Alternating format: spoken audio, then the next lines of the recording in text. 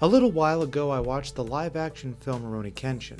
I'd known about the 2012 film for quite some time. Base Severix and Tiefling actually gave me the first 3 films as a request/gift for my channel. Now I'm finally getting around to doing a video about it. I don't know why it took me so long to watch this film, but I heard for years that it was very well done. Admittedly, that's pretty much all I ever heard, so I was able to go in with a pretty fresh perspective.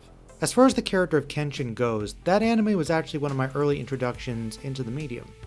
This was somewhere in between my experience with Inuyasha and Fullmetal Alchemist. I was still learning about anime as a separate medium overall, so it was still pretty new to me. We purchased the first season box set of the series, and for the most part, I enjoyed it.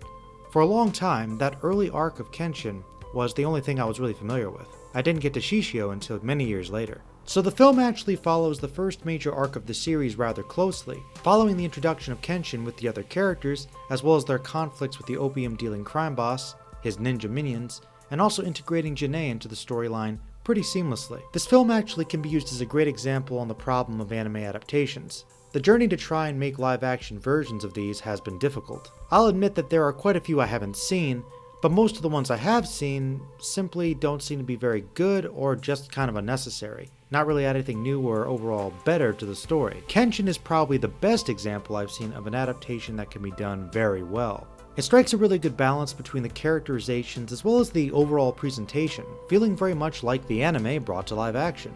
I think the easiest explanation is just that Kenshin takes place in a historical period of Japan that doesn't have too many fantastical elements. Many anime series and films that audiences would like to see require lots of special effects. I'm not sure why, but Japanese studios typically don't seem to have the digital effects to pull off the type of things we probably want to see. American attempts you'd think would have more resources available, but I suspect there's been a lack of research or just respect overall for the source material in a lot of cases. With anime being more obscure and difficult to translate back in the day, it's understandable how in previous decades studios may not have wanted to take many risks with them.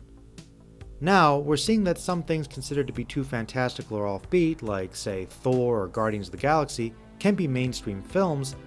I now think it is possible for more popular anime to get live action forms as well. I believe the best bets are series that are more grounded in realism, like Kenshin, where most of the action relies on good practical stunt work. I also think the series that tend to be less fantastical or cartoony will probably just be easier overall to adapt, especially if you're aiming at a larger Western audience. That being said, I often find the most anime that are popular enough to get an adaptation considered probably don't really need one. Then again, I guess Kenshin didn't necessarily need a live-action film either, but I do think it lived up to the source material and maybe in some ways surpassed it for me.